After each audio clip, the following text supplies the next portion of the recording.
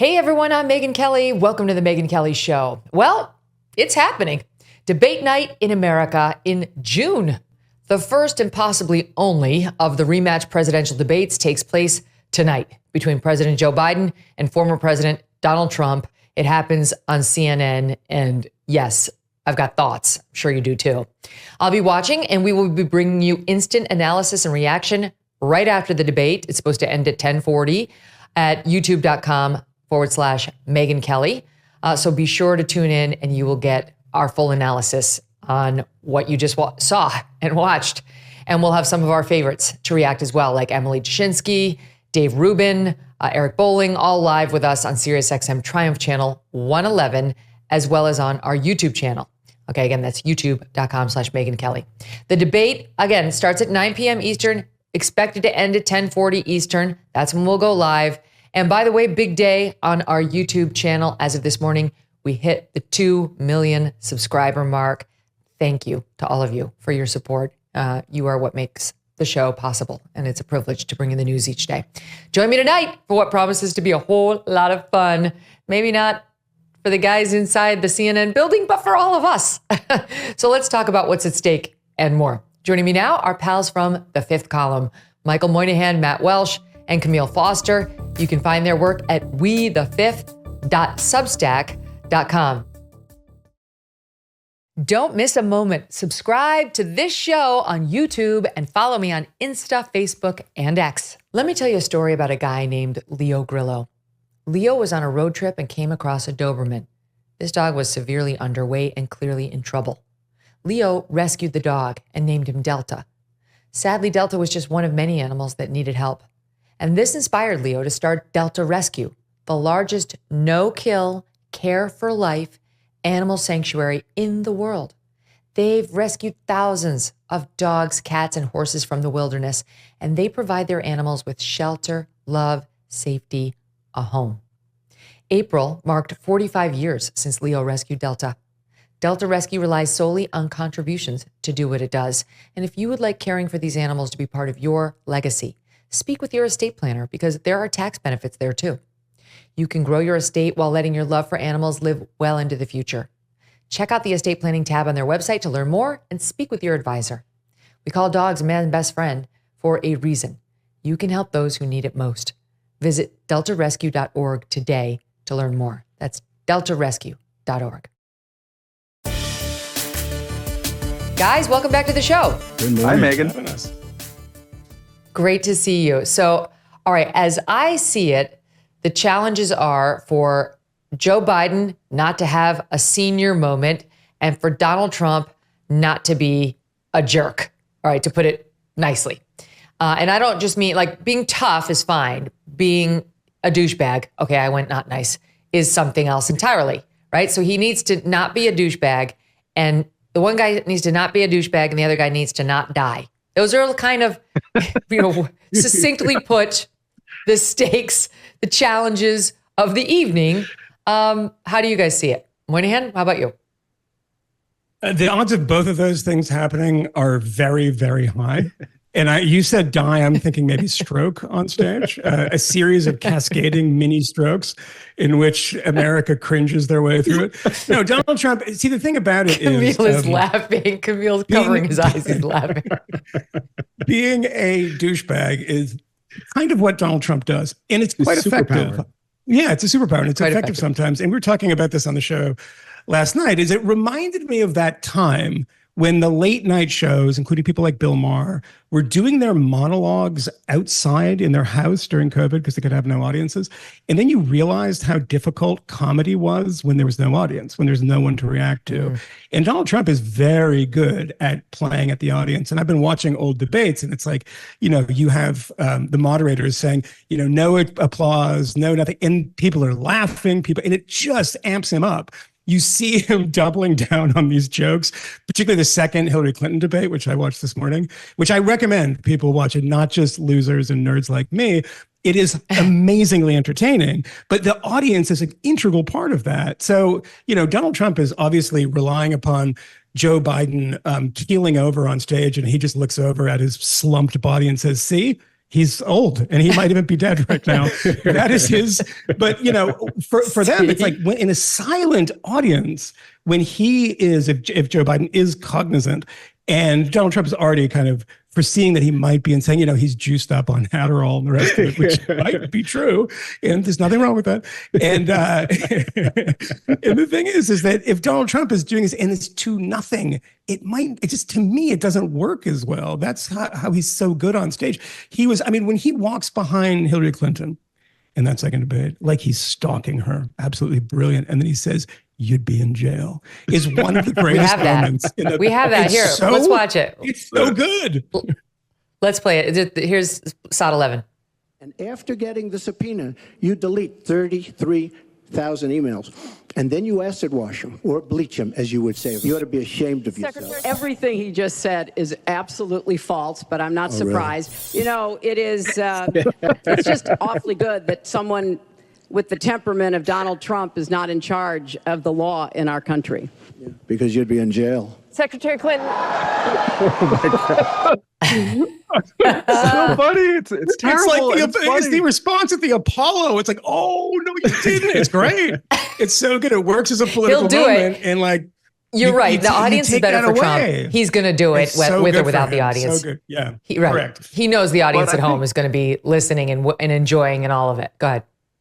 I think that he's taking an interesting gamble by agreeing to all these kind of rules that take away those natural advantages. But part of his gamble, I would imagine, is that he wants this to be unfair against him. One of the things that binds his coalition together, that bound Republicans together long before Donald Trump showed up, but it's really part of it now, is a sense of a grievedness towards the media, that the media creates unfair rules. And one of the things that you do, that you notice when you go back and look at other debates in the past, and I was looking a lot at the first debate last time around between Biden and Trump with Chris Wallace moderating, sometimes it can be pretty loaded against certainly Donald Trump and also Republicans in a way that screams out as being kind of unfair. There's a lot of in CNN and Jake Tapper, who I have a ton of respect for, but CNN nonetheless has been spending the last 8 years adding the without evidence. Anytime someone who is either Trump or Trump-like talks, they sometimes boot people off air if they are seen to be January 6th election denialist, or however they might term it. And so I think one of the great challenges for Tapper in particular is to not fall into the "sir, we're fact checking you now, and that's just not so" kind of thing. I predict that that's going to happen. And if and when it does, it'll be perceived by the political class as a Trump losing situation, but I think it'll be perceived by the audience, what audience that is there. And it's not clear that there's going to be a ton of people tuning into this, but it's going to be perceived as yet another example of why the deck is stacked against, 46% of the country. There will be a ton of people tuning in for this. This is like, there's nothing going on in the news right now. It's a relatively quiet week, a couple of Supreme Court opinions.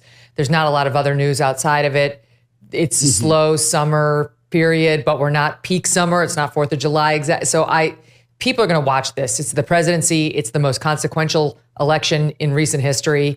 And this is probably the only time they're going to be together. It's certainly the only time that's guaranteed, because they may bail before the September one with ABC. The Politico had an article out today saying 70% of American voters say they plan to tune in. These will be ratings unlike CNN has ever seen in its history, if that is true. I mean, they pulled in big ratings when Trump was a participant in GOP primary debates, but to have a general election debate, primarily, anchored by CNN and on the other channels as well, to CNN's credit, it allowed everybody to have access to it, to air it on their own feeds. What's normally done when they do a debate through the Commission on Presidential Debates. But CNN got this thing. It was an exclusive. They didn't have to do that. It's good that they did. Everyone's going to tune in. They are going to want to see these two go head to head for the reasons we kicked it off with, right? Like, can Biden do it? That's one of the questions. Can he do it? Can he make it 90 minutes? And to see Trump, like, what version of him are we going to get? Are we going to get magnanimous Trump, or are we going to get feisty Trump? Are we going to get the one who took out Jeb Bush and was, lowbrow in sort of a great way with Hillary Clinton? Or are we going to get the one who sometimes tries to be presidential and charming and smiles a lot and is trying to appeal to those women and independent voters that would really help him? Kmele, CNN does have a lot at stake tonight, but the truth is, for once, we really do have the two candidates with everything to win or lose. The latest polls show that only 83% of the voters have made up their minds at this point. Only 83. That leaves 17% potentially still up for grabs. Some have put it as many as 1 in 4, so it could be up to 25% undecided. And so this may be their one and only chance to decide which one of these guys they prefer. And Kmele, it's not like they don't understand what's at issue. They have their partisan stripes. These are obviously non-hard partisans who are still in the I don't know camp. But they're looking at these guys thinking Biden is too old and Trump has terrible temperament. And they're wanting to see which problem is worse in these 90 minutes. Mm-hmm. Yeah, it's hard to know, though, if this debate is actually a great crucible for trying to determine what's going on in this particular contest. You've got this cavernous studio that both men are going to be standing next to each other in, all these bizarre rules. You'll kind of sort of hear Trump trying to butt in. And I expect at some moment you'll see Biden kind of old, stammering, trying to get his thoughts together in some distant voice, just kind of whispering horrible expletives, and Biden almost reacting and responding to them in real time. Would you shut up?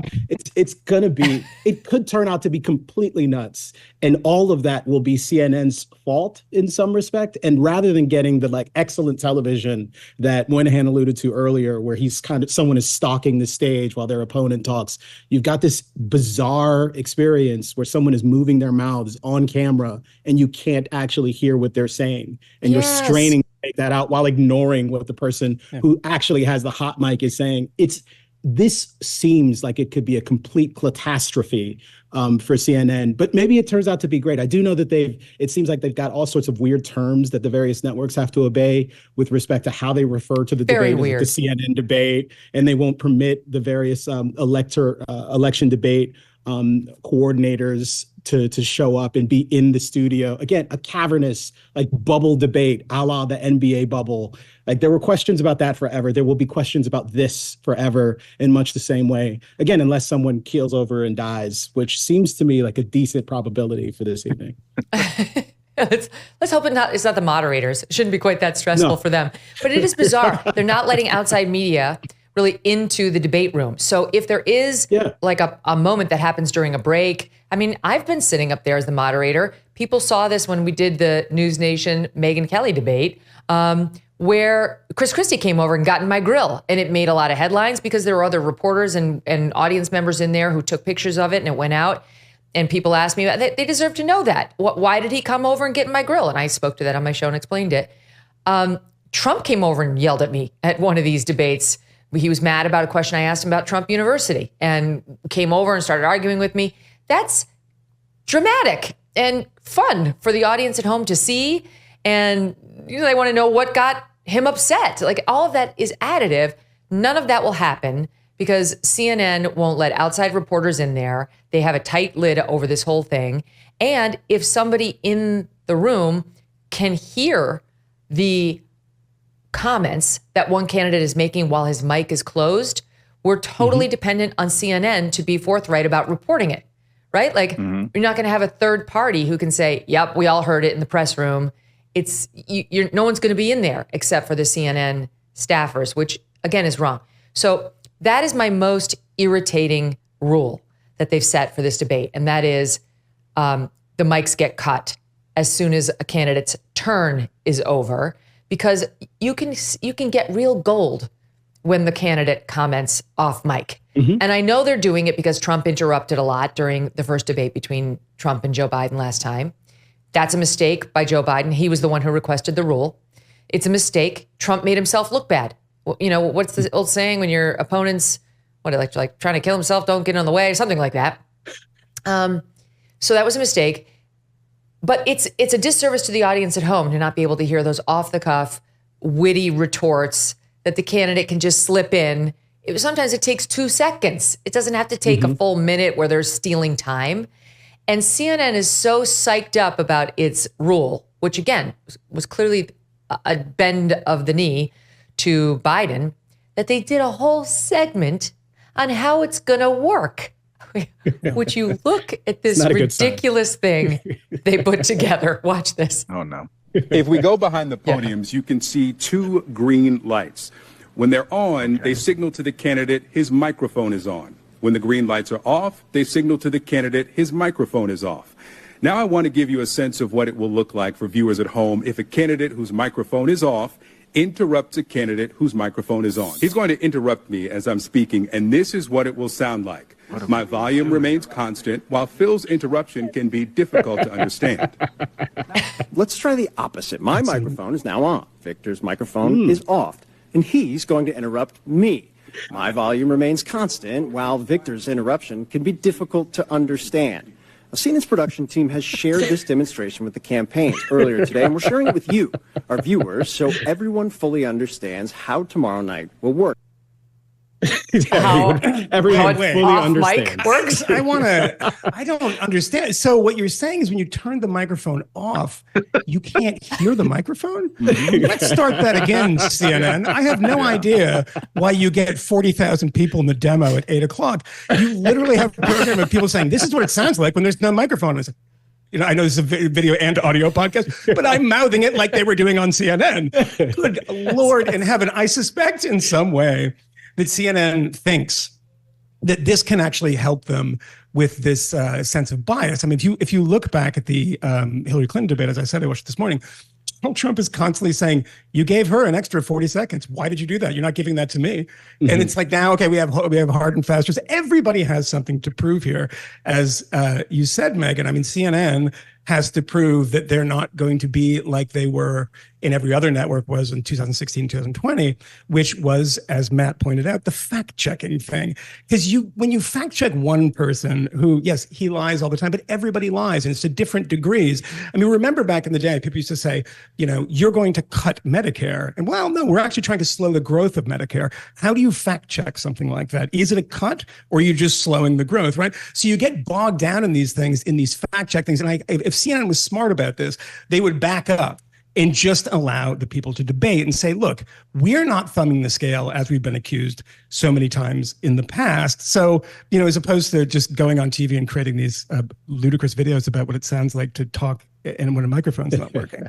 But I think, Trump has a million things. Is off. Yeah. I mean, in Trump, as you said, Megyn, I mean, not being, can I say being a dick on this show? Because I already said it. So I can't. Right? So I kind of set you up there. Not being a dick is that everyone knows who he is. That part of him has been established. Imagine if he is just diplomatic in action. And I know this is a ludicrous idea for a lot of people, but it's actually not. Because if you watched him on the All In podcast, in which he gave about an hour and 40 minute podcast, he talked, as we discussed in the fifth column, he talked in a substantive way about policy, like pretty serious responses. And it was a friendly audience, but I was like, oh, that's kind of a different Trump. If you have Trump on stage, everybody knows that other side of him. Everybody knows the combative one. When the audience isn't there to respond to him and play back with him, just be serious and try to do it in a serious way. And you have those undecideds that, as you said, 80% versus these kind of roughly 17, 18% people who are just on the fence about things. Maybe they could say, like, look, maybe he did grow up. Maybe he has learned something in this period of 4 years. He can't do it, though, because he's a fighter by nature. No, he's a New Yorker. He's the celebrity apprentice guy. He's used to being in charge. He doesn't like to be challenged. Joe Biden's going to be spewing a bunch of lies about his record and him personally. Biden's going to personally insult him by raising the convictions, which will definitely irritate Trump. And so it's going to be a lot. It's going to be like the boiling pot where, the steam is coming up and you can hold it together. And then there's just zero chance that he doesn't weigh in. No. I'm saying theoretically what should be good. I mean, but no, like the second you bring up the convictions, he's gonna lose it. He's a very, very, very itchy a hair trigger on his temper on these things. But there's an element of Biden that I think we're forgetting about, which is that what happens when you repeatedly give him 2 uninterrupted minutes? Not great things happen. We've seen a lot of clips, and they're all selectively edited clips. Now we're hearing cheap fakes or whatever the term of non-art is from the White House podium these days. But he has a difficult time keeping his track of thoughts. That's one of the reasons why if you want to play a drinking game to drink yourself to death tonight, and I think we all kind of do, drink every time Joe Biden makes a numbered list. Right. Number 1, we're going to fix Medicare. Number 2, Donald Trump is a crook and a rapist. Number 3, he's a racist too. Like, he's just always going to number things, even though there's nothing being numbered. And they're completely lists of random ideas that he has in his head. And he's doing that in part because that's just the rhetorical trick that he's done his entire life. But it's a crutch too. He's trying to order his thoughts in a way, or make it seem that his thoughts are ordered. They're not. He's a pretty scatterbrained person in the best of times, back when he had complete control over his faculties, and he just doesn't have complete control over his faculties in the same way. And I know I'm doing the cheap fake now, just saying that you're not supposed to say any of that, but it's just sort of self-evidently true. And this format allows us to see that a lot more. Yes, you won't be able to have. That's a good point. Does the uninterrupted 2 minutes actually undermine Joe Biden? Might he be grateful for an interruption? Steven Crowder tweeted this out today as his prediction of what it's going to take to get Joe Biden ready for this 90 minutes. Watch. Quaaludes 10 to 15 times a day for my back pain. Adderall to stay focused. Xanax to take the edge off, pot to mellow me out, cocaine to wake me back up again, and morphine, well, because it's awesome. Morning, make them. The clip from Wolf of Wall Street where he's like, you got to start the day with 2 Adderall, then you move on to your cocaine, then you move on to meth, then you finally hit the morphine, right? Like, it's the drug cocktail. And that's the question, because Trump wanted drug tests. Yes. I mean, Jordan Belfort made a ton of cash, so there's a lot to be said for that routine. I'm just saying, don't do drugs, kid. But if you're Joe Biden, maybe it's advisable tonight. It's a matter of having the right cocktail. It's a good cocktail. He needs a cocktail, yeah. But is it just me, or do you wonder? I do wonder what they're going to give Joe, but there's zero chance he's going out there stone cold sober. There's going to be some sort of drug that helps him get his zip going. I'm not saying like he's going to borrow Hunter's cocaine or whoever had it in the White House, but don't you think there's going to be something? Now, I'm not a cocaine person. I don't do drugs, as my audience knows. I've never even tried a drug. But I think the problem with cocaine is, based on what I've seen in New York City, you got to go into the bathroom every 15 minutes and take another hit. So that's not a good drug of choice, but there's going to be something. Start by doing a lot. I don't want to give you a lesson on this. You've never done a drug, Megyn? Ever? Never done a drug. Other than alcohol. I feel like you have a journalistic responsibility to at least experience the ecstasy of pure Colombian. So you can talk about it. Just so you know what Joe Biden's Is that pot? Is that pot?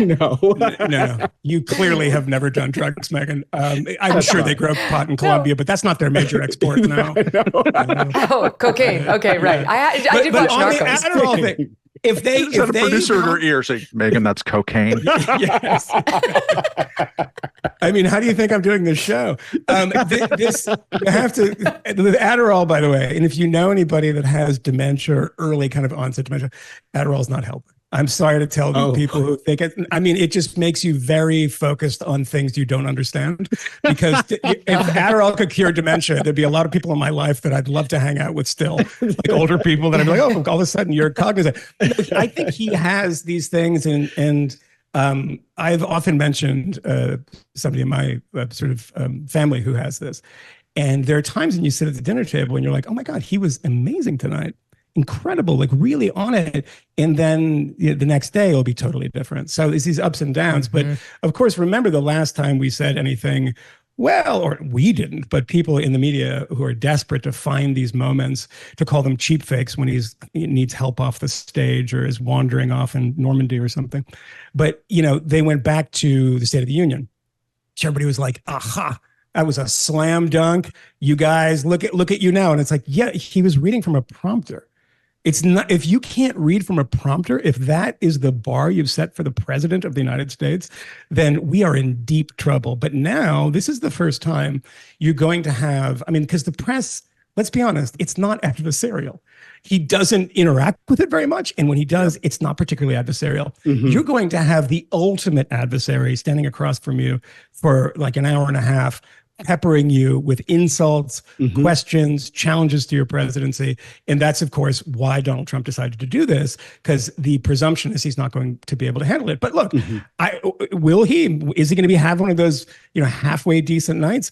I doubt it, but, it's possible. It's possible. The State of the Union is such a different environment. I mean, you've got an audience that's 50-50. You've got these built-in pauses. You're going to get this unbelievably enthuristic, completely over-the-top applause for every single one of the lines that you drop. It's a reading test. Booing, it'll be countered. It's a reading test. It's exactly right, Megyn. It's a reading test. That's it. But can you read it or not? I mean, sometimes my kids will come into my studio. They love to sit down to the chair and we'll roll copy for an ad. And it's a little reading test. Can you read this ad for Genucel? And they nail it. It's wonderful. But that's a totally different skill from being across from another president and being challenged on the intricacies of immigration. Genucel will take all of the support it can get. They're thrilled. The kids love the product. Megyn, I would totally send my kids to Megyn Kelly broadcast boot camp. So you tell me when the next session starts, and you can have Leah and Cohen and just put them through the rigor. I'm actually kind of creating that. We actually auctioned off something at our school this year. They asked for something and I said, why don't you auction off? They said, how about auctioning off time, you'll come and you'll give a speech. I'm like, I'm not auctioning off time with myself, but I'll auction off at our school, the chance to be an MK show intern. And somebody bought it and they gave it to their friend's daughter, and she's going to be a correspondent for a day, but we're going to work together prior to her big report. Yeah, I actually would love to help young people get into journalism the right way and do it the right way. So that actually is a thing of value. Anyway. Megyn, I have a 15-year-old daughter who would really like to hang out at your beach house. She's hired. Was that on? Was that She's there? hired. Oh, she can help me watch my Strudwick, who's been a fucking nightmare here. Sorry. Just this morning. Hi, Mom. There's a turtle. My dog. There's a turtle. There's a turtle that laid eggs in the pool filter, and the dog found the turtle. And I mean, let me tell you, that turtle had about 2 seconds to live before we were all like, Strudwick, no! And he jumped back into the pool. Strudwick got into the pool, and they're chasing each other. The turtle's faster when he's swimming. Anyway, we got the dog out of the pool. Then he discovered duck eggs. There are duck eggs over in the daisies. He's like, when the duck flies away, Strud's like, there's a duck here? Oh my God, so fun. Just running after, and the duck is like, do I save my own life or my babies and my eggs? It saved itself. It went into the water. Strudwick was like, yes, let me in. The little eggs were exposed. He starts running over to them. We're like, no. What? Strudwick's a nightmare. I'm not sure. Jack Hanna show. Look at that. I now don't believe your cocaine story, Megyn. I think that's cheap fake. She is out of her mind doing lines and watching her dog eat other animals. I'm considering for fun. Let's be honest. Yeah. I may have to go there. I think Strudwick's doing it. That's for sure. All right. Speaking of cocaine. Trump's interruptions. Trump doesn't do drugs. He's never had any drug or alcohol. His interruptions were, let's face it, a problem in debate number one. This is going to be the two men's third debate. They were supposed to do three in 2020, but the second one got canceled because Trump got COVID and everybody had a meltdown. This is the third time they've been across from each other this way. The first debate was the interrupting debate. And I'm going to show you some highlights of his interruptions and how Biden was too. Watch, Saw 5. Here's the deal. The fact is that everything he's saying so far is simply a lie. I'm not here to call out his lies. Everybody knows he's a liar. Sure. You graduated last in your class, not first in your class. God. I want to make sure. President, can you let him finish, sir? No, he doesn't know how to do that. The individual mandate was the most unpopular aspect of Obamacare. I got rid of it. I'd like you and we will protect people President, with I'm the moderator of this conditions. debate, and I would like you to let me ask my question, and then you can answer your Go ahead. People out there need help. But why didn't you do it over the last 25 years? Because you weren't president. Because you weren't president screwing things up. You were a senator. And You're by the way, worst you were president America has ever had. Hey, sure, you've already fired most of them because they did a good job. Some people don't do a good job. With you, go ahead. Wait a minute. You get the final word. Well, it's hard to get any word in with this clown. Excuse me. This. Hey, let me just say to you. No. I'm Mr. President. Okay. So here was Chris Wallace. That's not great. Yeah. Here was Chris Wallace speaking about that debate just yesterday on CNN. In the immediate aftermath of that debate, I certainly, like a lot of Americans, was very disappointed with Donald Trump's performance. I actually think Donald Trump lost the presidency in that debate by his performance. He dropped about 4 or 5 points. He never regained it. And I've talked to a lot of people in the top echelons of his staff. They say he finally understands how badly he did in the 2020 debate. And the two words that are coming out you don't usually hear from the Trump camp are nice and respectful. He intends to be both. We'll see whether it happens. As far as Joe Biden is concerned, I think the key question is, are we going to see the Joe Biden of old or the old Joe Biden? I mean, Trump interrupted Biden 145 times. No, he interrupted Biden and me. He only interrupted Biden 79 times. It was kind of irritating because Chris Wallace is so biased in that debate, but he's not wrong about the interrupting. Go ahead, Matt. He was. I'm very disappointed in the performance of Chris Wallace, having watched that and looked at that, not just on the whining, Mr. President, I'm the moderator here. And I know it's a very tough assignment, and few people do it well. Megyn, you've done it well, but it's also you can also like get pear-shaped really quick. I understand all of that. However, it's the actual substance which kind of blew me away looking at it in hindsight, because part of what Chris Wallace was doing was being really, really snide and hectoring towards Trump about daring to disagree with his scientists about the science on COVID. And he was saying, right. Sir, are you questioning the efficacy of masking? Are you really saying that masking isn't going to save everybody? And Trump's like, look, I got no problem with masking. I'm not really against it. I got a mask right here. But, you don't have to wear it all the time. And Trump was more right about that than Chris Wallace. Wallace was busting his chops of like, sir, do you really believe that the vaccine's going to be available anytime soon? Your experts say it's not going to happen until next summer. And he's like, no, it's going to happen sooner than that. And they spent like minutes on this, like shaking their damn heads that Trump would dare to disagree with the director of the CDC, Redfield at the time, who was saying crazy stuff. He was saying at that time that masks are just as effective as the vaccine. That's crazy, right? Like the history will judge that to be the craziest thing that was echoed when Joe Biden, said basically it was true at that debate, much more than Donald Trump's interruptions. And it's just odd because all we do, by we now I sort of mean the journalistic class, is that we love to score the style points on all of this. And, that's part of it. It's not wrong to pay attention to it. It speaks to temperament and a bunch of other things. But occasionally there's policy. And what Joe Biden did and Chris Wallace did in that debate was telegraph the policy and the sort of style of discourse that would be popular among Democrats in the media in 2021 and 2022, which was, we are going to pretend, we're going to cloak our total fear factor type of policies about COVID, where we're just going to mask 2-year-olds late into 2022 in the state of New York and other places. We're going to cloak that in the science. We're going to shake our heads witheringly at Donald Trump at all opportunities. And we're never going to revise later and say, oh, you know what? We were kind of wrong about that. Never. Trump was saying we should open the schools. The political class said, my God, what a monster. He wants to kill kids. No, he was right. You were wrong. And that is all out there for you to see in that debate. And Chris Wallace's performance is incredibly lopsided against Trump in that too. So yeah, it was disappointing for Trump, but it was disappointing for him as well. Well, the other thing to add to is he missed, sometimes the moderator can fall so in love with his or her own voice and questions that they miss the chance to let the candidates actually debate. I know you've got your 2 minutes and Joe Biden is supposed to have them to answer, but when the other candidate is saying, let's mix it up, there's gold there in them thar hills. Let him do it. Let Trump interrupt him. Let Biden respond. This is exactly what we're here for. It's not an interview. It's so much more boring when it's like, oh, gee, I get to really hear what's interesting to Jake Tapper get answered by this. I want to see, what does Trump think Biden needs to answer for? What does Biden think Trump needs to answer for?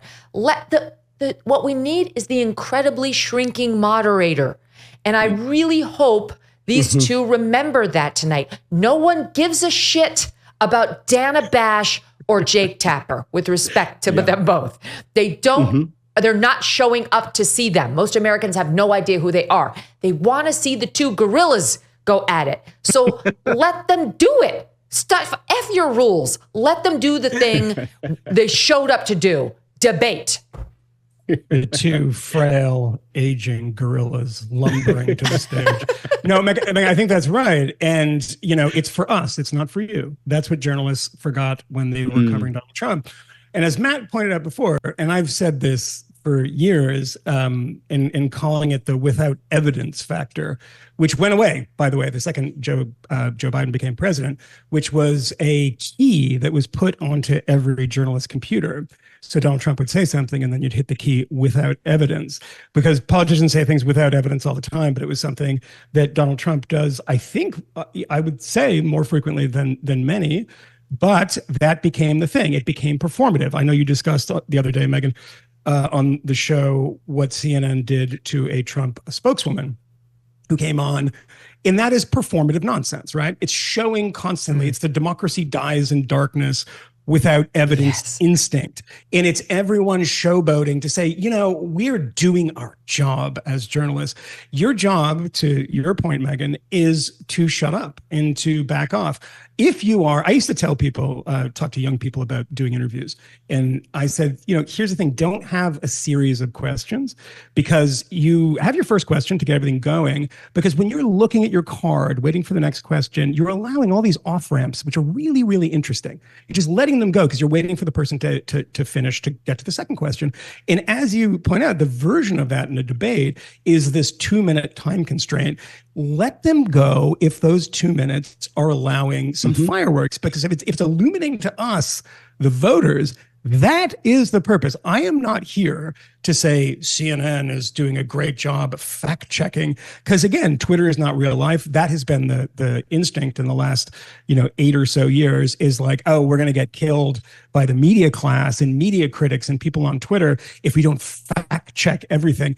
The American people, by the way, stop condescending to them. They're capable of fact checking a lot of things in their own, and the other candidate is the fact checker on stage.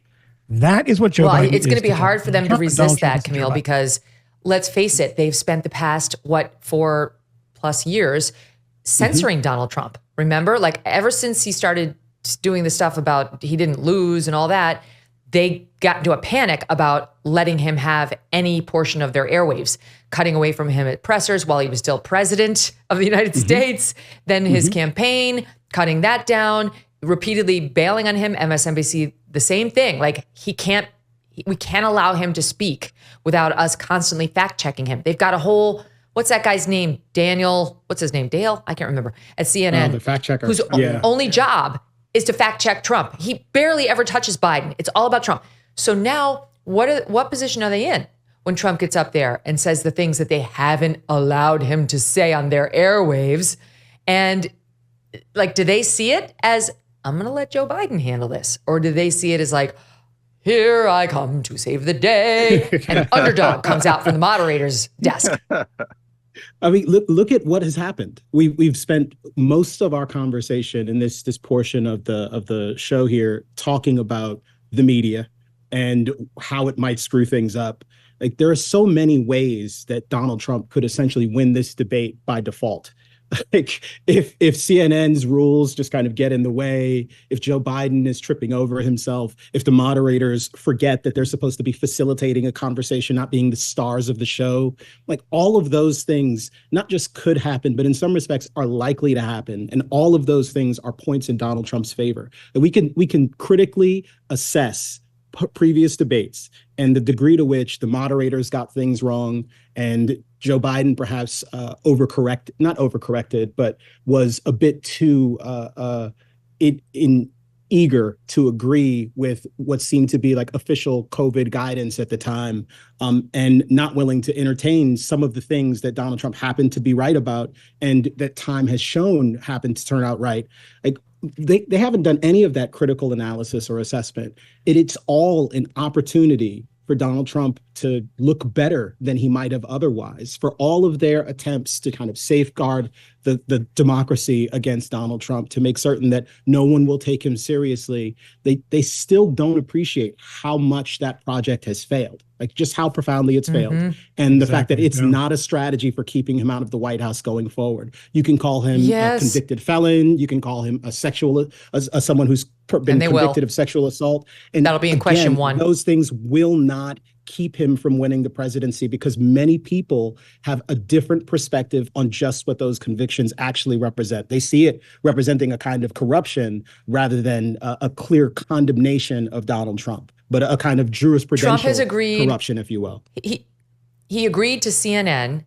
Joe Biden would never have agreed. Like Trump agreed to sit with Tapper and Dana Bash, who, I mean, honestly, it's very clear they don't like him. And 100% both of these moderators are voting for Joe Biden and have been very, very harsh on Trump.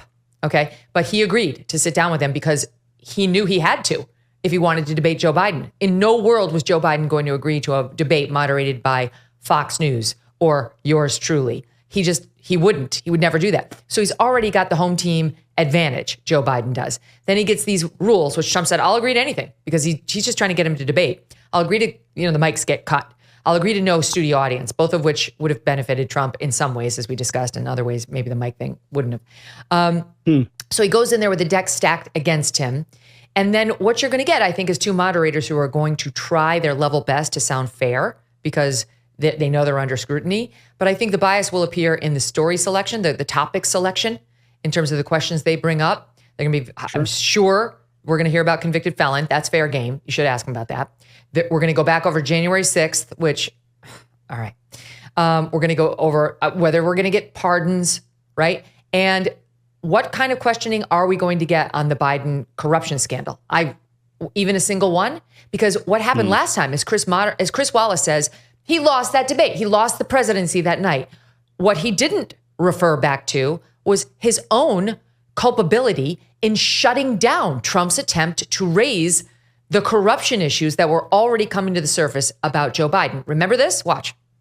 Why is it, just out of curiosity, the mayor of Moscow's wife gave your son $3.5 million. What did he do to deserve it? What did he do with Burisma to deserve $183,000? None of that is true. Let him answer. None of that is true. Oh, really? He didn't get no, $3.5 million? Mr. President, Mr. President, please. Totally discredited. Totally discredited. And by the way, well, wait, he didn't get $3.5 million, Joe? Mr. Vice, he got $3.5 million. That is not true. Shut up, Chris Wallace. Mr. President, it's an open discussion, please. Now, it's a fact. Well, it's not. You have raised an issue. Let the Vice President answer. Discredited. Did Burisma pay him $183,000 a month with no experience in energy? Mr. President, with no my son did nothing wrong at Burisma. I think he did. Mr. President, let him answer. You get the final word, Mr. Well, it's hard to get any word in with this clown. It's a very important question. Try to be honest. He stood up. No, the answer to the question is no. Ukraine. No, sir. With $1 billion, if you that is absolutely not true. You're doing it. You're going to have true, gentlemen. How annoying! Chris Wallace should have shut up. Give them 60. Say you got 60 seconds. Or you got 120.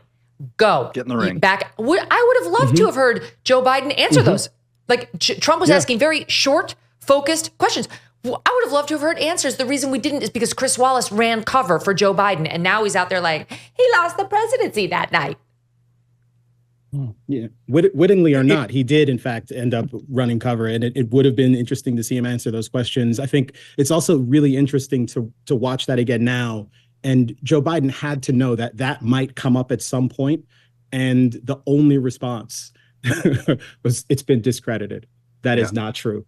And some of that was explicitly true. And some of that is a matter of interpretation. But Trump's question is actually really well put in the sense that, what did he do to earn that money from Burisma? Well, it's clear what he did to earn it. He was born. He happened to be a Biden, and his father happened to be the vice president of the United States. Those were his qualifications for earning that money. And the Bidens have very low standards for success in life. One has to be born. One has to stay alive. It's a very simple task. Let me give you one other.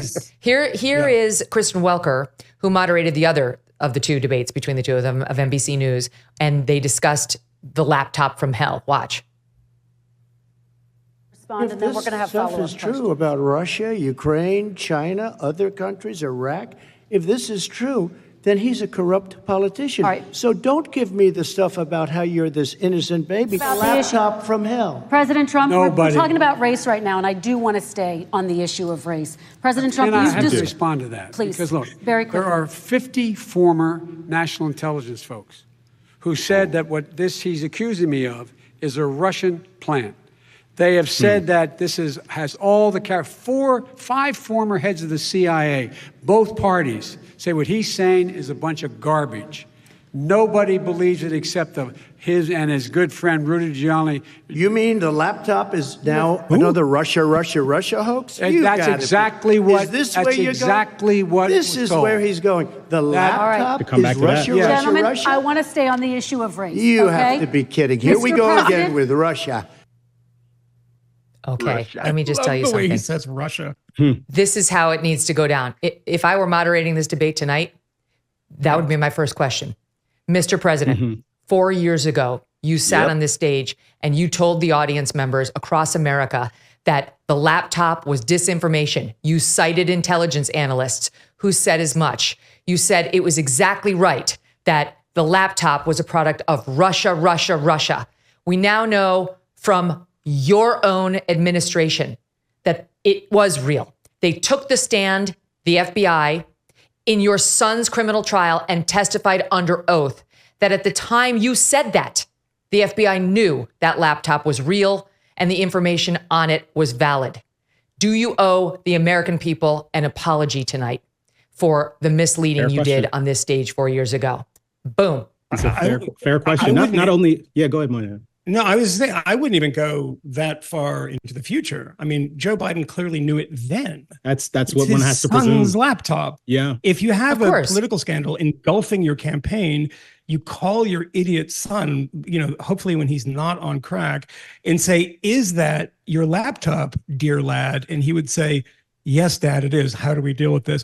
Well, we go out and lie about it, and like everything else, we blame it on Russia. I mean, the questions about Ukraine are more kind of salient now than they were then because we have more information. Stuff has come out since then, the sort of Tony Bobolinsky stuff, et cetera. But one thing I would say about that is when the moderator should have asked that question in 2020, because when people said, well, this is about his son, it's not about him. Think about that for a second. That was Joe Biden's portfolio, Ukraine, after the 2014 annexation of Crimea and the little green men in Luhansk and Donetsk. That was his portfolio.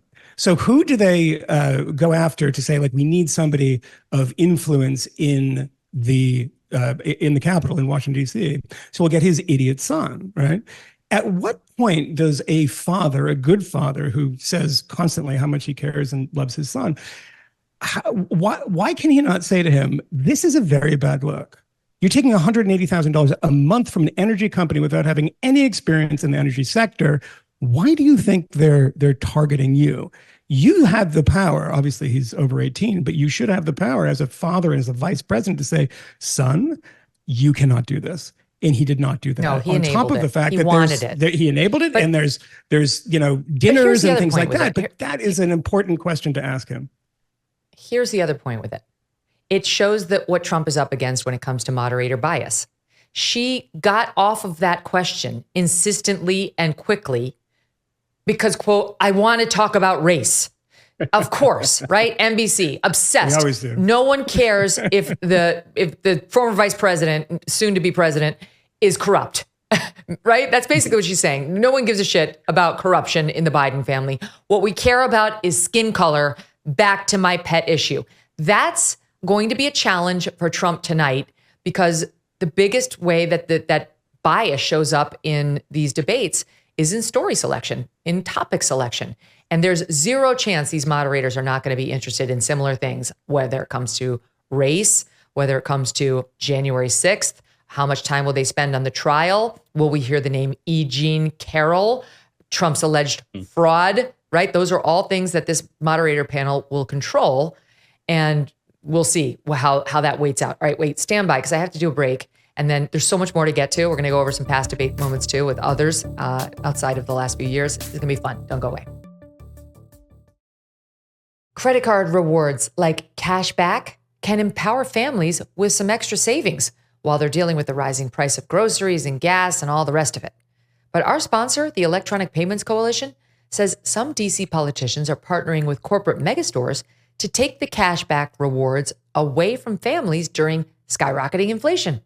Specifically, they say that the Durbin-Marshall credit card bill would take billions from American families, lining corporate pockets instead. Learn more at electronicpaymentscoalition.org and see for yourself if you want to protect credit card rewards and tell DC politicians to oppose the Durbin-Marshall credit card bill. That's electronicpaymentscoalition.org. I want to give you a programming note that's pretty extraordinary for the show. It happens tomorrow. We will have full post-debate analysis for you. Obviously, we're doing the live show tonight and then tomorrow as well. But we're having someone on the show who I've never spoken to directly before. Certainly not on my show. And it's someone I never, ever thought I would invite on my show. It's Steve Bannon. Steve Bannon and I have gone round and round for the better part of a decade now. All stemming from, speaking of presidential debates, that debate question that I asked President Trump August 6th, 2015, about how the Dems were going to hit him on women. As you know, that unleashed a firestorm that went on for the better part of a year, and no one fanned those flames more than Steve Bannon while at Breitbart. Frontline, which is a PBS program, which is excellent, I must say. As critical as I am of most media, this is an excellent program. Covered this in detail it was either 2018 or 19. And I participated in the program, and so did Steve. Here's a little bit of how that looked. We run 20 stories on Megyn Kelly. I get Tony Lee and Matt Boyle, my two hammers. They go right after Megyn Kelly. We're going to Linsky her, right? We're going to cut her out call her out from the herd and just hit her nonstop. That's when all war broke out. That's when Breitbart, that's when you had to choose sides. In taking on Fox, Bannon and Trump were inciting the kind of conflict Breitbart readers thrived on. She is a lowlife. We need to chop her off at the knees. Do not. We look at the comments section. These things are getting 10 and 15,000, 20,000 comments. Megan's a type for a quickie in the men's. The whole Trump, all the Pepes, all these Trump guys were pounding in here. Kelly needs to be put in her place, fast and hard. By all it was scary at times. And Breitbart kept lighting the fire over and over. And, I had and have 3 young kids, really young kids, and the security threats were escalating. And we were doing everything in our power to convey to them that they needed to stop. It was one debate question, just one debate question. And he handled it fine, he did. So get off of it. And they couldn't have cared less. Ailes calls me up and says, you got to knock off these stories. She's crying, she's all upset, she's getting death threats. I go, it sounds like a personal problem. I said, we're not backing off. We're gonna put more stories up tomorrow. If Kelly... I am really looking forward to this discussion about everything. He's about to go to jail. He's about to go to jail now on this absurd contempt of Congress finding. Merrick Garland's not going to go to jail. You only go to jail for contempt of Congress if you're a Republican, apparently, named Steve Bannon in particular. And we've come full circle with one another because I think we're fighting many, if not most, of the same fights these days. And I've just been really looking forward to actually speaking to him face to face. So anyway, tune in. Wanted to mention today that it's happening tomorrow, and we'll get his full reaction on the eve of going to prison and on the day after this presidential debate. Joining me again, my pals from the Fifth Column. Should be pretty extraordinary, no, guys? Wow. I mean, that's incredible. I can't remember when it was 2020, I suppose, that I sat down with Bannon. And it was the first time ever that I had to stop an interview because it went on too long. We were on 4 hours or something. The man can talk. And he is a brilliant guy who is wrong about so many things. And I say this from a sort of libertarian perspective. And, if you have the moment to ask him about his unmitigated praise for AOC with me. He was, loved AOC because she understood how to play class politics and she was good at it. The right was wrong for calling her a bartender and all these things. And he was very passionate about it. And I was surprised by it, but he's a very good conversationalist. He's very, very smart, and he is what people think Roger Stone is. Roger Stone's more of a kind of his own media creation. Steve Bannon, if he goes after you, as you showed in that clip, and that Frontline documentary is actually very good. And as you point out, Megyn, they are, despite being on PBS, consistently good. He's very effective. And I got a lot of pushback from the people that I worked for at the time about platforming. I mean, I'm sure you've heard that verb, as we used to call it. You hate that word. I hate it more than anything. It's like, it's interviewing. And well, you can't platform bad people. How do you know he's a bad person? Well, because other people have interviewed him. And I'm about to revisit that because at the same time, 4 years prior, he was Trump's campaign manager. And it was a really interesting thing. And he was, he loves the fight and was like, I have the Hunter Biden laptop stuff. Is right around that time. And he's like, you won't publish it. You don't have the balls to publish it. And it wasn't about me. It was the institution I worked for. Probably right. But yeah, I mean, I look forward to it too, because he's not someone who shrinks from a fight. One thing, Megyn, that I think that exchange highlights, and I don't know if it'll be totally worth exploring with him, but it's interesting for the rest of us Americans to try to remember, because most people have already forgotten, especially people who are not on the right. They're like, Trump, Murdoch, Fox, it's all the same. Like, no, dude. From 2015 to 2016, arguably the most interesting media story was Trump and the Bannonites taking on Roger Ailes. And Trump and Roger Ailes had a pre-existing relationship over the years. And Roger thought that he could, and Megyn, you will correct me, my mischaracterizations, but that he could sort of contain it, or at least Rupert Murdoch thought through Roger he could sort of contain the Trump problem. It was really advantageous and ballsy for Trump, regardless of whether you think about the individual tactics, and I'm not a fan about the way they treated you or other people, but for Trump to say, no, I'm going against the Republican media establishment as well. I am such an outsider that I'm going to call Fox out. And it wasn't just you. You were the fulcrum at the beginning of it. But they went against Ailes, they went against Fox, and they won. And Fox ended up kind of being on their side because Fox has a conservative audience that liked Donald Trump. And so it was the first of many instances where Trump took on existing power centers on the right and more or less won that argument. And it was even at the 2016 Republican National Convention, that's when Ailes finally was defenestrated. It was like on the same night that Donald Trump gave his speech, Roger Ailes was impelled to resign. It's a remarkable story and not very well understood by journalists or people who have sort of a simplistic idea about the right. Matt, I will never forget being at the Republican convention on that very night. And I knew very well behind the scenes what was happening with Roger Ailes and the accusations against him, because now, as the world knows, I was participating with the lawyer's investigation, and seeing Howie Kurtz come up on Fox News, my network that I was about to headline the coverage for that night in all of prime time, as Trump accepted the nomination, with a report about Roger being pushed out and the Me Too allegations against him. And it was all about me, that it had broken. Without my consent, I had not participated in this leaking at all, nor did I expect it to be happening at all, never mind that night. Talking about my allegations and suggesting, from Ailes, that they were untrue. It was the most jaw-dropping moment. I was in the midst of like this crazy convention where the Republicans were already so mad at me over the Trump debate question and then the ensuing onslaught. And then this breaks that I had, partnered with the investigation. I hadn't really backed Ailes, and my network has now turned on me openly because Roger was still calling the shots internally, attacking me on the air while I'm about to go out and headline the coverage, and then went on the air, and every single colleague I had turned their back on me.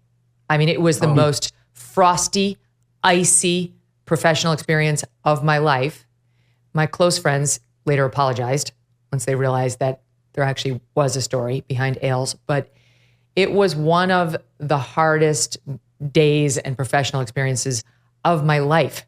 So I think back on that, and it is a little like trigger, right? All of it. But now with some distance between those events and today, I see, at least with Bannon's piece, what was going down and how effective he was at fighting. And, you know, if you can, not everyone is great at this, and I don't know if I'm great at it either, but if you can remove yourself from the story, right? Like your personal feelings from the story, then you can see objectively this person's skills, you know, and gifts. You could say, I think that's an appropriate word, and ask yourself, how can they be deployed in a way that will help the country? Like, forget Megyn Kelly. Who gives a shit whether I had bad coverage and had, yes, there were some threats that were real, which we managed, right? But I just think so much time has passed that all of that is irrelevant, at least to me.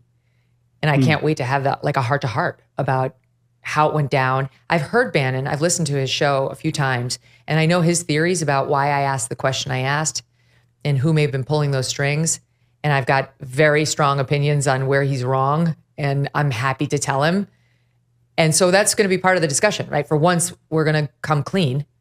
And I'll tell him the answers to all of his questions about that moment and that whole saga, and hopefully he'll tell me the answers to mine. So anyway, for me, it's like a big thing. And I love that it's happening the day after the debate, right? Because I'm really going to want to hear from Steve Bannon about what he thinks happened tonight. I really do. I'm not just saying that. I'm not going to get ratings from people watching. I don't care, like the debate on my YouTube. What I'm saying genuinely, I think it could be the most important debate we've ever had. I genuinely believe that. I just think this contest is neck and neck. It truly could go either way. You know, Trump's winning in the swing states, but Hillary Clinton was up 5.6% at this point in the 2016 election, and she lost. The polls tell us a little, but they don't tell us much, to be perfectly honest. This thing could go either way. And tonight is probably going to be the only time these guys face off against one another. And the last chance, I think, to really stop President Kamala Harris. I mean, that's truly how I see it.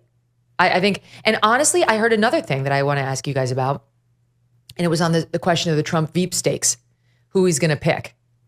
And it was Don Jr. who got me thinking about this. I marked it. It was on whether Trump would ever pick Nikki Haley. And he said, Nikki Haley, who served as the puppet of Democrat billionaires and warmongers, would be a wonderful choice if my dad wants to get impeached within about 7 seconds of being sworn in. She's their last hope. Now, what's so fascinating about that to me, you guys, is that's what he's thinking about. What vice presidential candidate for Trump is going to lead to Trump's impeachment? And it's a good question, isn't it? Because if you pick the one that the establishment loves, that the media is okay with, that the lefties would tolerate, and he's right, Nikki Haley is that, does it increase your father's chances, if he gets in, of getting impeached a third time? They're obsessed with the Trump impeachments. And if that's what the Trump campaign is thinking, I feel like J.D. Vance's stock just went way up, right? It went way. What do you make 100%. Of it? Yeah, I think it's 100% true. I don't think there's anything that's going to diminish the desire of Democrats, if he wins another term, to impeach him. I think that's just, but also I think it's funny that I just said about Steve Bannon talking about how much he loves AOC. If you take that Don Jr. quote and you gave it to somebody, I don't know, 10, 15 years ago, and you said, who is the person talking about corporate billionaires and warmongers, you would assume it was Noam Chomsky. You would assume it was somebody on the left. I mean, this is why people like Bannon and why people like Don Jr. Kind of, respect people on the populist left, because it's become such an overlap. But somebody like J.D. Vance, who I really strongly disagree with on a lot of issues, the one thing you can't take away from him, if you see him, I've seen him dealing with, there was one recent interview he gave to CNN in which they thought they were going to dunk on him, because what happens with journalists when it comes to MAGA types is that you always assume, because you are right and they are wrong, this is from the perspective of the journalist, that it'll be easy, right? Because, they just lie and they make things up. J.D. Vance is no dummy. I mean, he's very, very skilled at this. And it was the first person I saw in kind of MAGA universe so skillfully and artfully. You can win by, as Steve Bannon says in that clip, having a hammer like Matt Boyle. A hammer is usually the tool that they use.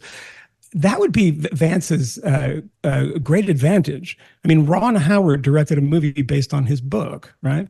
I mean, he's changed since then, but he has the ability to live in a lot of different worlds. Yeah. And that's a really, really a valuable asset for a vice president. JD Vance, hopefully he's going to be on the show very soon, but I've said to the audience from the day we launched, it was literally one of, if not the most favorite interview I've ever done. It was while I was at NBC. It was one of the few very good things that came out of that year, that year plus that I was there. And I encourage you to go back and look at the YouTube of it. It's truly worth your 11 minutes or however long that the piece was. And I don't say this in a sycophantic way. I don't have a girl crush on JD Vance. I love only one man, and that's my husband. But JD Vance is a beautiful person. That's my biggest takeaway was this is a beautiful man. He has been through a lot and has overcome and has managed to like stay within his own soul, solid, spiritual, connected to his family, very aware of his own failings and the dangers to him, given his upbringing, loves his wife, his family, all of his family, his nuclear family, and the children he has, of course, with Usha. And I'm rooting for that guy to succeed. I don't really care if it's as vice president or a senator or just as a human. The more you learn about him, I think, the more you like him. Now, I don't know. He's certainly more qualified to be vice president than Kamala Harris, right? And I do think, if you're worried about, the impeachment thing, Doug Burgum, that's who Rupert Murdoch is supposedly pushing now. That's not a safe choice. Everybody would prefer Doug Burgum. The Trump haters to Trump. Marco Rubio, same. I think the lefties would much rather have Rubio than Trump. And the only other person being mentioned currently, though we did go back and check the news reports, all the people who are being mentioned as Trump's possible VP back in 2016, no one, Mike Pence wasn't a name on the list. So take all of this with a huge grain of salt, right? It could be a surprise. But anyway, Tim Scott's the only other one. And I think, yeah, same. He won't reassure Trump that Trump faces no impeachment threat with him as the number 2. Like, you need a MAGA disciple in that position if you want to stave off those. And he's absolutely right. There will be a third impeachment if he gets it. Anyway, all of this is fascinating to me, but we're getting the cart before the horse because he didn't win yet. He still has a debate to go through tonight and a contest. All right, let me shift now. I want to go back through his other debate moments because it's always so fun. This is my favorite part of debate day, is to see who's done it great and who's done it poorly and where the lessons are. And I really think, like, for me, the greatest debate moment, and you could take your pick, but the greatest debate moment ever, speaking of CNN, was when Newt Gingrich got up in the grill of John King, who opened the debate with a question about Gingrich's marriage and whether they had an open marriage or he proposed it with his first wife. Let's watch it. Would you like to take some time to respond to that? No, but I will.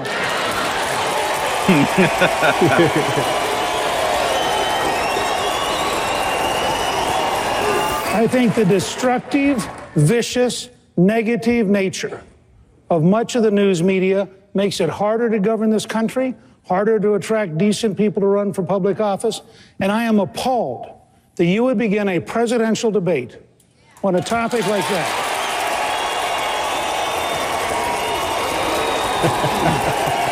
Yep. Standing ovation. No one's done it better. Kmele, am I wrong? No, I mean, that was a sophisticated response. It's also a legitimate question. I mean, voters do have concerns about these things and interests, whether or not it's the first question one ought to ask. It's certainly not an illegitimate question to raise, but that is precisely the way to respond to it.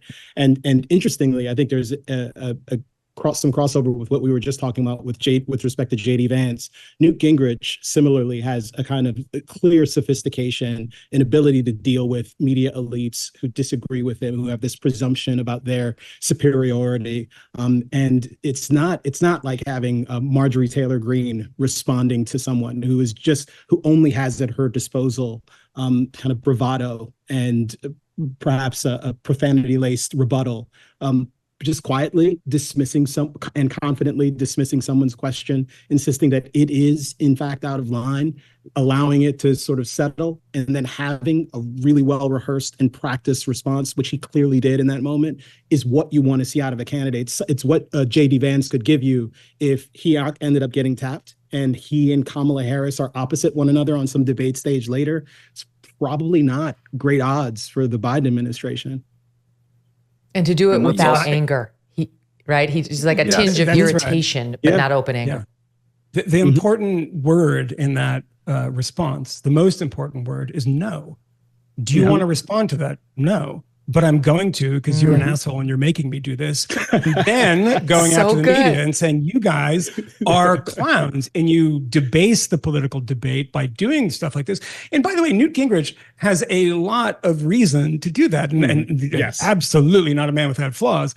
But I mean, remember, it was Connie Chung who was talking to Newt Gingrich's mother and said, what did he call Hillary Clinton? And then she said, just whisper it to me, just between me and you. And said he called her a bitch. And it was on camera.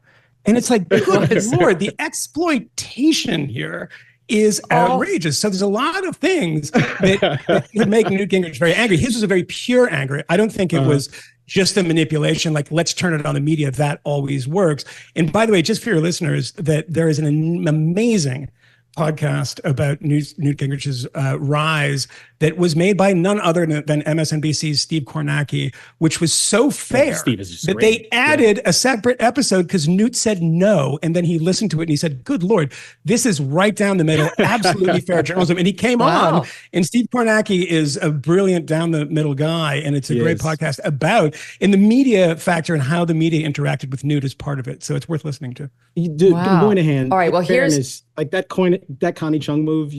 I could see you pulling some shit like that. Oh yeah, I would absolutely do that. Yeah, I would absolutely do that. Yeah, I would do it with Joe Biden because he's a little older and he's more likely to fall for it. Yeah, but come on, man, just loves the whisper. Joe. Yeah. So is as great as that moment was, I concede that probably the most effective, like the thing that will change the trajectory of the race line, ever belonged to Ronald Reagan, who asked the smartest question that we've ever heard at a debate and the most relevant question. So good was it that it became the question that would be asked in every debate thereafter and in every campaign.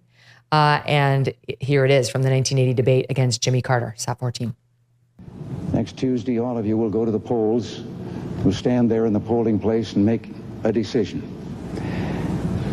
I think when you make that decision, it might be well if you would ask yourself, are you better off than you were 4 years ago? Is it easier for you to go and buy things in the stores than it was 4 years ago? Is there more or less unemployment in the country than there was 4 years ago? Is America as respected throughout the world as it was? Do you feel that our security is as safe, that we're as strong as we were 4 years ago? And if you answer all of those questions yes, why then I think your choice is very obvious as to who you'll vote for. If you don't agree, if you don't think that this course that we've been on for the last 4 years is what you would like to see us follow for the next 4, then I could suggest another choice that you have. So good. Humble. I'm glad that you played the whole clip, Megyn, which I haven't seen in a long time, because we've boiled it down to, are you better off than you were 4 years ago? And that's how it is rehearsed and talked about and invoked these days. But that just wasn't it. He was talking about our standing in the world. This is against the backdrop of the hostages being taken in Iran by the revolutionary kids that became the mullahs that did all kinds of terrible things to this day. It was a generalized feeling that America was slipping, in addition to, yes, the unemployment that Carter, at his first debate in 1976 against Gerald Ford, had said that he was going to whip inflation and unemployment, and that just didn't really work out. So he was skilled on a lot of levels. And it's also, as you were saying, and sorry to interrupt you, Megyn, it was sort of humble. It was in that classic kind of understated Reagan way of like, hey, sure, you have your choice. If you really think that's like that, you can vote for this guy over here, but I might suggest something different. Pretty classic Reagan. Reagan, so good. When you said Reagan debate moment, the incredible thing about Reagan, and I said, which of the 5 that I can think of you're going to choose? Yeah. One of them is Same. the Walter Mondale, very famous line, I'm not going to let my opponent's youth and inexperience, when the question was about his age. Because, by the way, people on the Democratic side used to talk about the candidate's age quite frequently with Reagan, who was much younger than Joe Biden is now. And they used to talk about him having dementia, too. Or Reagan saying, I paid for this microphone, a very famous moment. Great one. It's also, you realize when you think about these things, and, not so much in isolation, that these debates can be very consequential and can give us incredible moments. And hopefully something like that will happen tonight. I mean, Matt mentioned the Ford-Carter debates, and people often think that Gerald Ford lost a lot of ground when he said there is no Soviet control of Eastern Europe, to a completely baffled panel of moderators. They're like, what do you mean? They're occupied countries. But those moments when you're unprepared, like that would really hurt Gerald Ford in some significant ways. And Reagan, I mean, there's so many of these great moments. Those were obviously very, very tightly scripted. The good thing about Donald Trump, and I will say this just from the perspective of somebody watching his debate performances, is that, you'd be in jail was not scripted. He is very quick off the block. The idea that they're both old and they're both infirm and they're both slipping, we'll see it tonight. But the idea that that's happening to Donald Trump, you see in that all-in interview, that hour-and-a-half interview, you didn't see any of that. He was sharp as a tack, even if you disagree with him. This is not a political analysis, just a sort of analysis of, is the guy capable of being a good candidate? And you'll see tonight that he's not a guy that goes out with scripted lines. That's probably a bad thing sometimes, but it can also land some pretty good punches and say, oh, this guy's really on his game. And when you're facing up against Joe Biden, that's a huge advantage. That comment you just made of Ford getting caught reminded me of Gary Johnson, who didn't know what Aleppo was. Remember? What is Aleppo? Yes. What is he thought Aleppo? He thought it was a former girlfriend. He's like, Aleppo, did I know her? Are you familiar at all with Syria? Because it's kind of in the news a lot. At the time, it was a lot. And that was a career ender. I mean, that was a campaign killer. That's the end of that, right? It's not like people understood fully what was happening in Syria, or every day they're like, well, give me the latest on Syria. But when someone comes across as uninformed about major issues, they can embarrass themselves. And you're definitely looking to avoid that. Not for nothing, but Trump, we know Trump's got at least 2 ads queued up that he's going to be releasing right during or after the debate.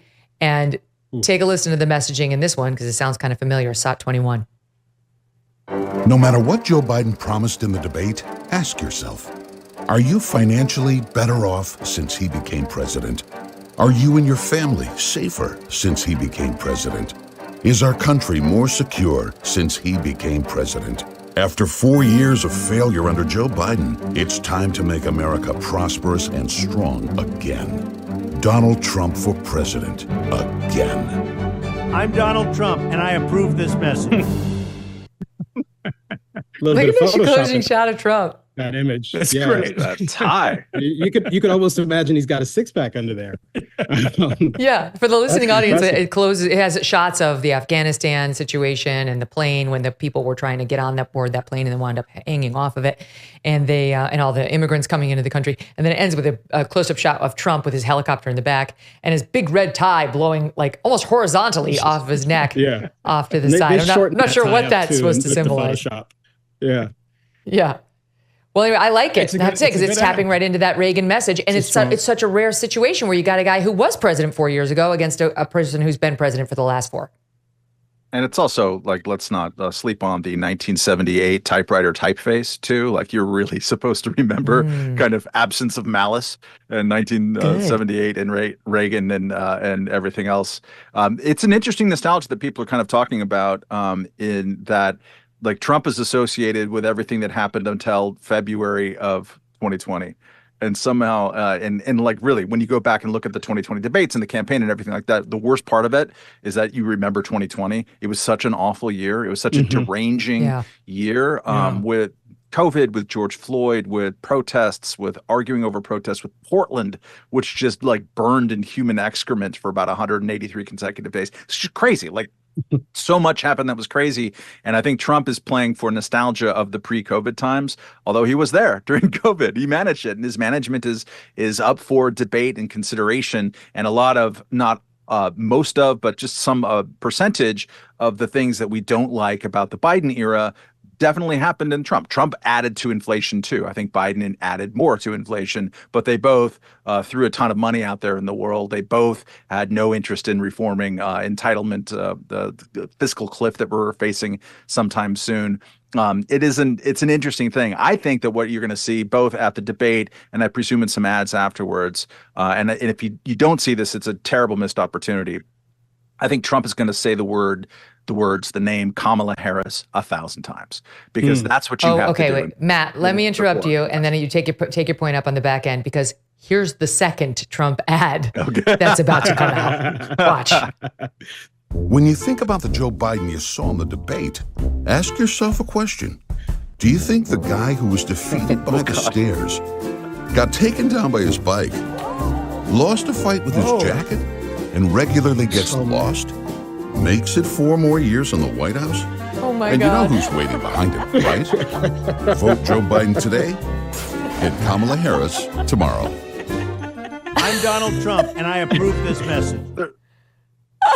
Great idea. I would object slightly to the execution, just because a long time ago I said if Donald Trump wanted to create an effective ad against Joe Biden, rather than hoping there's some stumbles and everything in the debate, is that all you have to do is string together some of these kind of weird non sequiturs that are barely English, and at the end just put Trump at the end of it. The Harris thing is also true. You could do the vocal stylings in the speech stylings of Kamala Harris when she's talking about buses and how the wheels go around, and she seems to be having a young person stroke during. I like when she talks about time.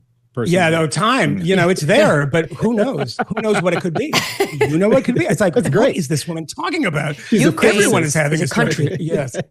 Yeah. It's a country, and it's full of Ukrainians. But that stuff, all you need to do is like Joe Biden. You could just do an ad that says last week in Joe Biden, just a week. Put together stuff from things that he's said. It's like, come on. If Trump could have so much fun, Trump could get up there and be like, just start naming people like, Dionne Warwick, dead or alive. That's hard for a lot of us. I might actually fail that one. She was great as a host of Solid Gold, though. She's definitely alive, though, right? Live. Corn Pop. Explain. Yeah. It could be so fun. It's Corn Pop. I think Corn Pop. All right, wait, pause there. Quick break. Yeah. Much more to discuss. Hold that thought, Matt. Back to you in one second. All right, the fifth column stays with us. And remember, folks, you can find the Megyn Kelly Show live on SiriusXM Triumph Channel 111 every weekday at noon East. The full video show and clips by subscribing to your YouTube channel. That's youtube.com/Megyn Kelly. Now at 2 million following. Really happy to have all of you there. And if you prefer to take your news in by audio, you can check out our podcast. Follow and download on Apple, Spotify, Pandora, Stitcher, or wherever you get your podcast for free. Go over there and you can find our archives with more than 800 shows.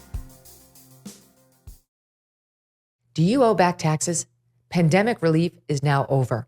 Along with hiring thousands of new agents and field officers, the IRS has kicked off 2024 by sending over 5 million pay-up letters to those who have unfiled tax returns or balances owed.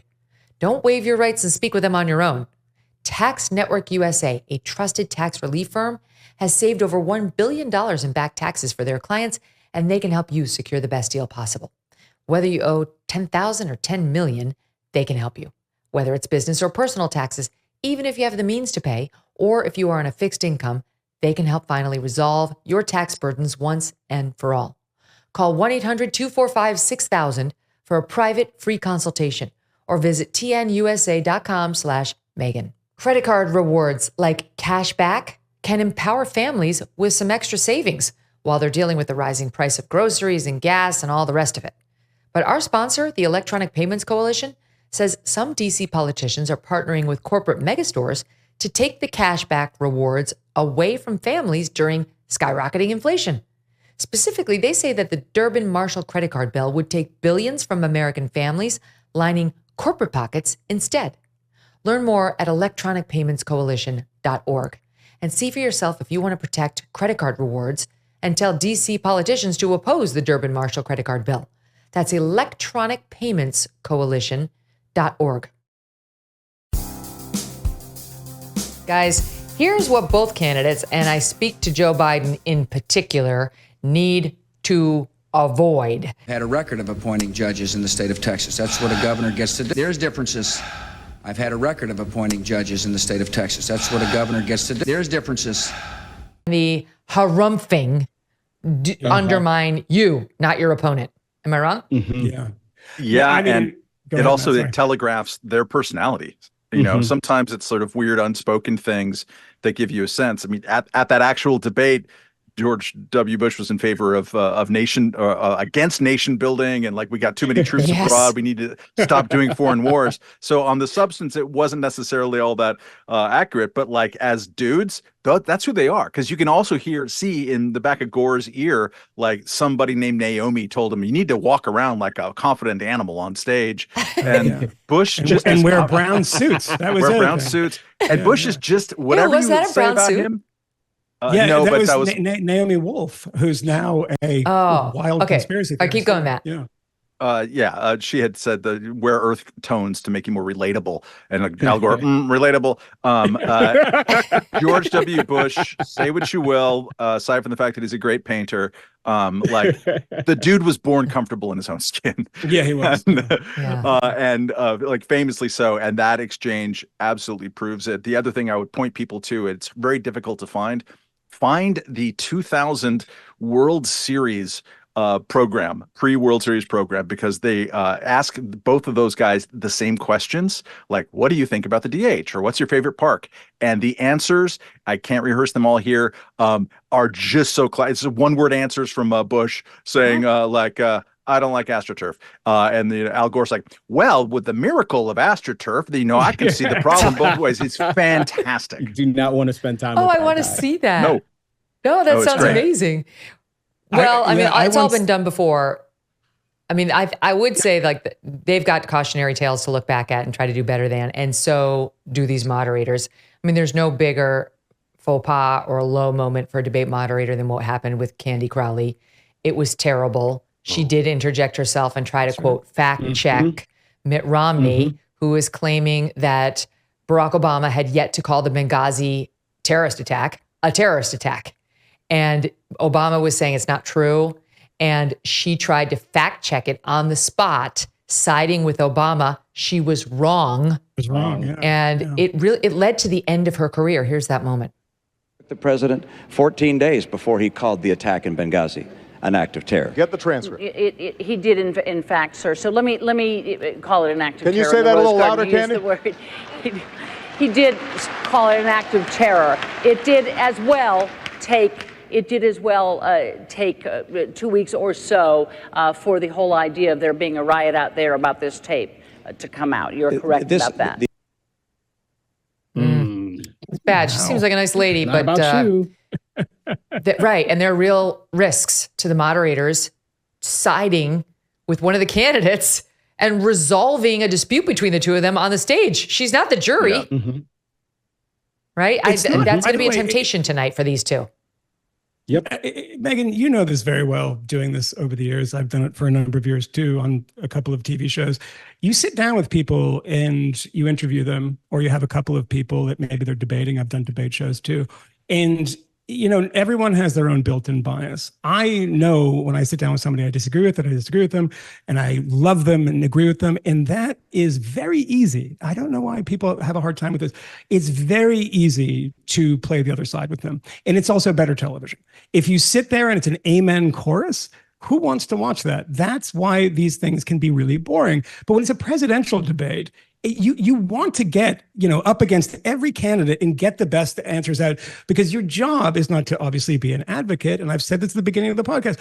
Your job is to, entertain and inform the American people. And the American people want adversarial questions to both of the people that might run the country. Why is this so difficult for people to understand? And the simple answer is, after so many years of this, journalism is a political game, and there are political actors in it. And unfortunately, it's become sort of more serious these days than it was when Brent Bozell was complaining about it in the 1980s. Mm-hmm. What's going to happen with respect to January 6th and the convictions? Both topics are guaranteed to come up. January 6th, particularly the pardons. We know that because Maggie Haberman in the New York Times, who's a CNN contributor, is saying those are going to be the two most tricky issues for Trump. There's no question she's been consulting with them, in my mind, behind the scenes about how to do this and where to go. And I'm sure that she's right. Those are Democrats' favorite topics.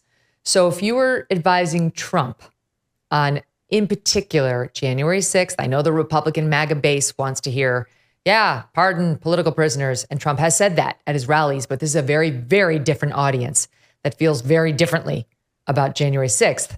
What do you do? I mean, Trump is so used to kind of having particular lines. I think it would actually be challenging and incredibly surprising for me to not hear him refer to them as kind of victims of a political persecution.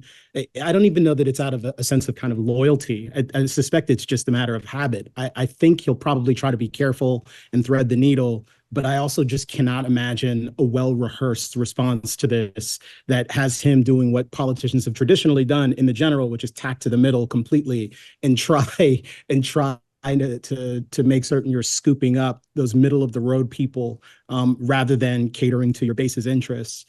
That said, with respect to the criminal prosecutions, my mother is actually my bellwether for this sort of thing. She's not a very sophisticated political analyst, and there are in fact plenty of interesting stories I could tell that would make that very clear. And she is a kind of conventional born Democrat who refuses to even consider Republicans. But when she talks about the criminal prosecutions with respect to Trump, she regards them as generally unfair. And she doesn't know the specifics, but that is the conclusion that she's reached. And I don't think she's alone in that. So I suspect there'll probably be a little bit more grace for that than there might be with respect to January 6th. What I would advise him to do, and I think that this is a pretty straightforward one, is rather than responding from the gut, which is what he does in so many of the rallies, is that we've talked about this endlessly on our show, is that I personally think many of these people should be prosecuted. Some of them should go to jail, not all of them, but that the jail terms seem wildly outsized to me. And so what I would do if I were Donald Trump is say, look, this was a bad day. This should not have happened. People did some very bad things. But on the prosecutions, I will just say this.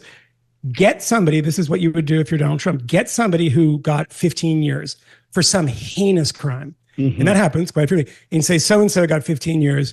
You have a guy, this Enrique Torrio, who gets 23 years, and he was in Baltimore. They said, stay out of the city. He stayed out of the city. Does that, ladies and gentlemen, feel fair to you? Does that feel like there's not some sort of political influence in these prosecutions? It's not there shouldn't have been prosecutions, but that political influence cannot stand. That is something as a way you can thread the needle. And I think instead, attack them and you're going to hear Nancy Pelosi. That's what you're going to hear. Nancy Pelosi. Nancy Pelosi. And it's a fair point. Nancy Pelosi did get caught on camera. It was just released saying, it's on me. I should have had more security. That's on us. It was a failing. So I predict that's what Trump does, is he says the problems at the Capitol that day are on her. It's a good to excellent chance that this is exactly where CNN, Jake Tapper, and Dana Bash will not help themselves. They will not get out of their way because they've been marketing this as the big lie for a really, really long time, right? Saying that you don't accept the results of the 2020 election.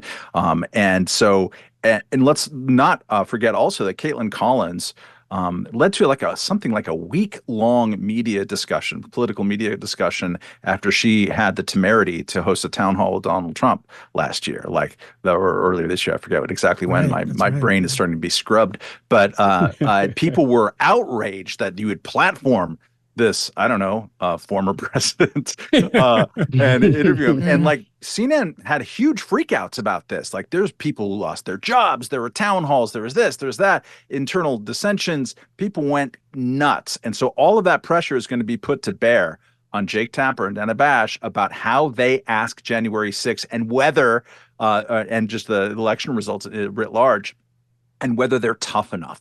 So what are they going to do under that pressure? Because if and when they overstep their bounds, and I think it's a pretty safe prediction, just by never letting go of the question and doing a lot of sir type of interruptions, at that moment, Donald Trump gets his wings, I think, because he'll just sort of say, you can't let this go.